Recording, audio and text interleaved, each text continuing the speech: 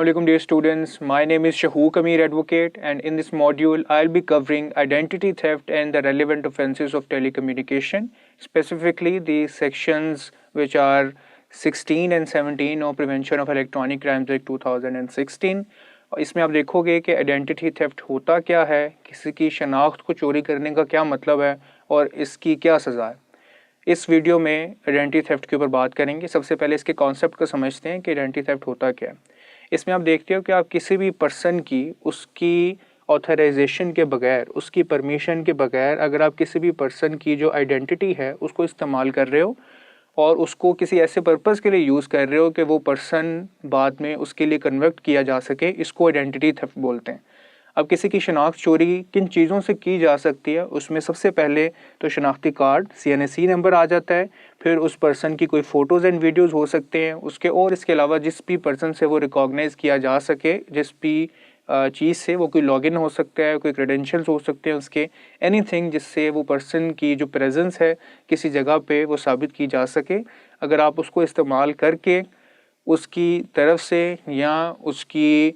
Accounts को use करके अपने आप को वहाँ पे प्रेजेंट करके अगर कोई ऐसे क्राइम कमिट करते हैं तो इसे आइडेंटिटी थेफ्ट बोलते हैं। आमतौर पे इस तरह के जो क्राइम्स हैं वो किसी को ब्लैकमेल करने के लिए, किसी किस्म का फ्रॉड कमिट करने के लिए, ऑनलाइन किसी को हरास करने के लिए। मिसाल के तौर पे आपने मेरा एक फेसबुक अकाउंट बनाया मेरे नाम से और उस अकाउंट से आप किसी और पर्सन को कांटेक्ट कर रहे हैं, उसको आप हरास कर रहे हैं या आप उसको ब्लैकमेल करके कुछ अमाउंट उससे ले रहे हैं, और कल को उस पर्सन को यकीन आ जाता है कि वो अकाउंट मेरा था और वो मेरे अगेंस्ट जो है बाद में केस फाइल कर देता है, तो इसमें जबकि मेरा इसमें कोई जुर्म है नहीं है। तो जो आपने मेरी शनाख्त चोरी करके एक जुर्म कमिट किया है, इसको हम आइडेंटिटी थेफ्ट बोलते हैं। इस पे जो पाकिस्तानी लॉ है उसका prevention of electronic crimes act 2016 का जो सेक्शन 16 है वो इसके साथ डील करता है। और सेक्शन 16 यहाँ पे हमें कहता है कि अगर कोई भी पर्सन अगर किसी भी पर्सन की आइडेंटिटी को ऑब्टेन करे किसी भी मीन से, या उसको बेच दे या उसको अपने पास पोजेस करे या इसको ट्रांसमिट कर दे किसी भी मीडियम के थ्रू, या उसको वो किसी और पर्पस के लिए यूज़ करता है, तो वो आइडेंटिटी थेफ्ट के जुम्मे में आ जाता है। अब इस सब की क्या मिसाल हो सकती है? मिसाल के तौर पे मैंने किसी भी पर्सन की जो इन्फॉर्मेशन है वो उसको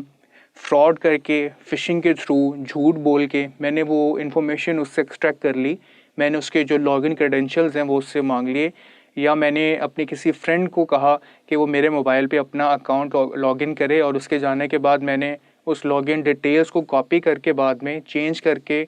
और अपडेट करके पासवर्ड्स को उसके अकाउंट को यूज़ करना शुरू कर दिया। तो यानी किसी भी तरीके से मैंने उसको चाहे ऑब्टेन किया हो, सिर्फ पासवर्ड को मैंने अपनी पोजेशन में उस रिकॉर्ड का रखा हुआ है, या मैंने उसके पर्सनल डाटा को किसी कम्युनिकेशन मीडियम के थ्रू ट्रांसमिट किया कहीं पे, तो ये सब चीज़ें आपकी आइडेंटिटी थेफ्ट के अंदर आ जाती हैं, जो section 16 prevention electronic crimes act के अंदर रिकॉग्नाइज क्राइम है। अब इसके मुताबिक जो सज़ा है section 16(1) clause 1 prevention of electronic crimes act हमें बताता है कि कोई भी पर्सन जो इस क्राइम के लिए साबित कर दिया जाएगा कोर्ट में, उसको 3 साल की सज़ा या 5 मिलियन तक का फ़ाइन और बोथ, यानी कि कोर्ट के पास जुरिसडिक्शन है कि वो इसको इम्प्रिजनमेंट की सज़ा भी सुना सकती है और उसको फ़ाइन भी इम्पोज कर सकती है ऐसे पर्सन के ऊपर जो कन्विक्ट कर लिया गया है और साबित हो गया है कि उसने आइडेंटिटी थेफ्ट कमिट किया। अब इस तरह के क्राइम्स में जो विक्टिम्स हैं उनके पास ये ऑप्शन आ जाती है अंडर सेक्शन 16(2) कि ये अपॉर्चुनिटी है उनके पास कि जो कॉम्पिटेंट अथॉरिटीज़ हैं, NCCI है या जो भी अथॉरिटी इस मैटर को डील कर रही है, वो उस अथॉरिटी को एप्लीकेशन लिख सकते हैं इस चीज़ के लिए कि वो कंटेंट जो डिसमिनेट किया जा रहा है उस पर्सन की आईडी को यूज़ करते हुए वो उसको ब्लॉक कर सकें, वो उसकी फर्दर जो है उसको सिक्योर कर लिया जाए, उसके जो बैंक डिटेल्स हैं अगर उन्हें सिक्योर कर लिया जाए, कोई ऐसा कंटेंट जो उसकी पर्सनैलिटी के ख़िलाफ़ डिसमिनेट किया जा रहा है उसको ब्लॉक कर लिया जाए, या उस कंटेंट को सीधा सीधा डिस्ट्रॉय कर दिया जाए कि कोई भी पर्सन इसके अलावा जिन लोगों ने देख लिया उस चीज़ को या जिन लोगों को नुकसान पहुंच गया उसके अलावा और मज़ीद लोगों को उस चीज़ का नुकसान ना पहुंचे। तो ये राइट है किसी भी पर्सन का जो सेक्शन 16(2) प्रोवाइड करता है कि आप एक एप्लीकेशन दे सकते हैं जिसके ज़रिए आपको उस कंटेंट को ब्लॉक करवा सकते हैं जो इलीगली ऑपरेट हो रहा है किसी पर्सन के थ्रू। यानी अगर कोई पर्सन आइडेंटिफाई हो जाता है कि उसने क्राइम कमिट किया तो उसको तो कोर्ट देखेगी ही, उसको सज़ा मिलेगी, उसको फ़ाइन मिलेगा,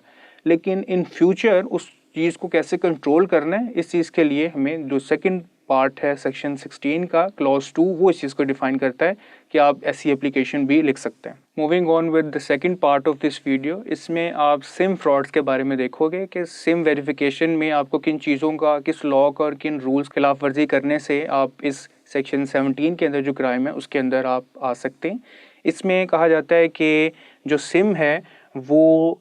डिफरेंट पर्पसेस के लिए यूज़ की जा सकती है, किसी पर्सन के साथ फ्रॉड कमिट करने के लिए, किसी को थ्रेट करने के लिए, टेररिज्म एक्टिविटीज़ के अंदर, या इसके अलावा और भी जो क्राइम्स हैं जो कमिट किए जा सकते हैं। आप किसी पर्सन को कॉल करके अगर थ्रेट कर रहे हो, आप टेररिज्म एक्टिविटीज़ के अंदर अपनी कम्युनिकेशन के लिए किसी सिम को यूज़ कर रहे हो, तो ऐसी वो तमाम चीज़ें जो आपने वेरिफिकेशन के थ्रू नहीं हासिल की हैं और वो सिम्स किसी न किसी इस तरह की इलीगल एक्टिविटी के अंदर अब पास में डल्ज रही हैं और उन सिम्स को आप यूज़ कर रहे हो, तो ऐसी सिम की पोजेशन आपके पास होना भी इटसेल्फ एक क्राइम है। और अगर आप अपनी जो सिम, जो आपने अपनी आइडेंटिटी दिखाकर उसको अचीव किया है उस सिम कार्ड को, और उसको आप इस तरह के किसी भी क्राइम के अंदर यूज़ करने के लिए आप उसको प्रोवाइड कर रहे हैं, तो ये सब चीज़ें आपकी सिम फ्रॉड्स के अंदर आ जाता है। इसके अंदर आप अगर कोई भी ऐसे सिम परचेज जो कर पा रहे हो जो प्रॉपर वेरिफिकेशन के आपने परचेज़ नहीं की है, तो वो सब आपको इस तरह की हीनियस क्राइम का पार्ट बना सकते हैं। जब मैं यहाँ पे प्रॉपर गाइडलाइंस की बात कर रहा हूँ तो वो गाइडलाइंस आपको पीटीए रूल्स के मुताबिक मिलती हैं। पाकिस्तान टेलीकम्युनिकेशन अथॉरिटी ने जो रूल्स बताए हैं उन रूल्स के मुताबिक ही आपको उन सिम्स को परचेज़ करना है और उनको ऑपरेट करते हुए किन चीज़ों का आपने ख्याल रखना है ताकि आपकी जो प्रोडक्ट, आपकी डिवाइस है वो किसी भी इलीगल एक्टिविटी का पार्ट ना बन सके। तो इस तमाम गाइडलाइंस को गो थ्रू करना आपका फ़र्ज़ है। किसी भी ऐसी डिवाइस या किसी भी ऐसी प्रोडक्ट को परचेज़ करना जो किसी भी किस्म के कम्युनिकेशन के लिए इस्तेमाल की जा सकती है इन फ्यूचर। सेक्शन 17 जो prevention of electronic crimes act 2016 का है, वो इसके ऊपर 3 तरह के कार्ड्स को एक्सप्लिसिटली बताता है। इसके अलावा भी जो सिम कार्ड्स और RUIM और जो UICC कार्ड्स हैं, इनके अलावा वो कहता है जितनी भी ऐसी डिवाइसेस या कार्ड ऐसे मौजूद हैं जिनके ज़रिए आप कम्युनिकेशन कर पा रहे हो और वो उन रूल्स के मुताबिक जो पाकिस्तान टेलीकम्युनिकेशन अथॉरिटी ने नहीं जो है वो एक्सप्लेन किए हैं, आप उनको परचेज़ कर रहे हो, उसको यूज़ कर रहे हो, उन इलीगल एक्टिविटीज़ का पार्ट बन रहे हो, किसी भी ऐसी इलीगल ट्रांजैक्शन का आप पार्ट हो या ख़ुद परफॉर्म कर रहे हो, तो वो सब आपके सिम कार्ड जो फ्रॉड हैं उसके अंदर इंडल्ज हो जाती हैं ऐसी चीज़ें। और जो प्रिवेंशन इलेक्ट्रॉनिक क्राइम्स एक्ट है, इसके बारे में जो फ़ाइन है वो कोर्ट्स को अलाउ करता है कि वो 5 लाख तक का फ़ाइन और 3 ईयर्स तक की जो इम्प्रिजनमेंट है ऐसे हीनियस क्राइम्स के अगेंस्ट कोर्ट्स वो उनको अनाउंस कर सकती हैं। फर्दर इस कॉन्सेप्ट को अंडरस्टैंड करने के लिए केस लॉ देखते हैं 2022 YLR 2210। ये एक केस लॉ है जिसमें FIR एक रजिस्टर होती है, फेडरल इन्वेस्टिगेशन एजेंसी, जो साइबर क्राइम की है। Previously FIA cyber crime offences को देखती थी, आजकल जो FIA की बजाय NCCIA national cyber crime investigation agency है जो आपके FIA के केसेस को देखती है। अभी एक सेपरेट एक इदारा बन चुका है जो साइबर क्राइम के ऑफेंसेस को देखता है। पहले NCCIA एक ऑर्गन था, पार्ट था FIA का, जो कि अब इंडिपेंडेंटली साइबर क्राइम ऑफेंसेस को देखता है। यहाँ पे पेशावर में एक FIR रजिस्टर होती है एक पर्सन के खिलाफ जिनका नाम है सुहेल अहमद। अब सुहेल अहमद के खिलाफ जो FIR रजिस्टर होती है वो सेक्शन 16 जो अभी आपने देखा है इस वीडियो के अंदर, और इसके अलावा section 21 and 24 of same act prevention electronic crimes act, और इसके अलावा सेक्शन 419 एंड 506 ऑफ PPC, एक पर्सन के खिलाफ एक FIR दर्ज होती है और उसके ऊपर क्या एलिगेशन लगती हैं कि उसने कुछ ऐसी वीडियोस और कुछ ऐसी पिक्चर्स जो है वो शेयर की हैं किसी भी एक ख़ातून की जो एक नाजेबा हालत में हैं, और वो जो जिस पर्सन ने कंप्लेन की है वो उसके खावंद हैं जिन्होंने ये FIR जो है वो दर्ज करवाई और कंप्लेन की कि सुहेल अहमद एक पर्सन है जिन्होंने उनकी जो बीवी हैं उनकी जो न्यूड फ़ोटोज़ हैं और वीडियोज़ हैं उनको उन्होंने पब्लिक प्लेटफॉर्म्स के ऊपर डिसेमिनेट किया। अब इसके ख़िलाफ़ जब रिकॉर्ड चेक किया गया तो उसके मुताबिक FIR जो रजिस्टर हुई उसमें उन्होंने 5 मंथ्स के बाद उस FIR को जो है वो दर्ज करवाया। तो अब जो मेन लीगल क्वेश्चन इस केस में राइज होता है वो ये है कि क्या इतना डिले किसी ऑफेंस को कमिट होने के बाद उसको रिपोर्ट करना जायज़ है, वो कोर्ट उसको रिकॉग्नाइज़ करते हैं या नहीं करते हैं। और क्या जो वीडियोस हैं और जो फ़ोटोज़ हैं वो किसी भी पर्सन की आइडेंटिटी इन्फॉर्मेशन का स्टैंडर्ड रखती हैं कि हम वो उसको किसी पर्सन की आइडेंटिटी इन्फॉर्मेशन के तौर पे कह सकते हैं। तो इन सब के लिए कोर्ट की क्या ऑब्जर्वेशंस थी, अब उसको देखते हैं। अब इसमें सबसे पहले तो कोर्ट ने जो किसी भी पर्सन की इमेजेस हैं या उसकी वीडियोस हैं, इन दोनों को तो क्लियर कर दिया कि ये दोनों पार्ट हैं किसी भी पर्सन की अपनी आइडेंटिटी का। जैसे शनाख्ती कार्ड है, CNAC है, या कोई और भी आइडेंटिटी की इन्फॉर्मेशन हो सकती है किसी पर्सन की। सिमिलरली जो किसी भी पर्सन की फ़ोटोज़ और वीडियोज़ हैं वो उसको शनाख्त के लिए, उसकी आइडेंटिटी के लिए यूज़ की जा सकती हैं किसी भी कोर्ट ऑफ लॉ में। सेकेंडली जो कोर्ट ने डिले ऑफ FIR रजिस्ट्रेशन के बारे में यहाँ पे बात की कि किसी भी केस के अंदर ऐसे जब ऑफेंस आपको पता चल जाता है और आप उसके अंदर बहुत ज़्यादा डिले ले आते हैं तो जो प्रोसिक्यूशन है उसका जो केस है उसको बहुत ज़्यादा वीक कर देती है। तो यानी जब भी आपको किसी भी इस तरह के मामले का पता चलता है तो आपको सबसे पहले उसकी FIR जो है वो रजिस्टर करवानी चाहिए और एक पुलिस रिकॉर्ड, एक डॉक्यूमेंट के तौर पे उसको अपने पास रखना चाहिए ताकि वो जो डिले है उसकी वजह से आपका केस बिल्कुल भी किसी सूरत में अफेक्ट ना हो सके। अब इसके अलावा जो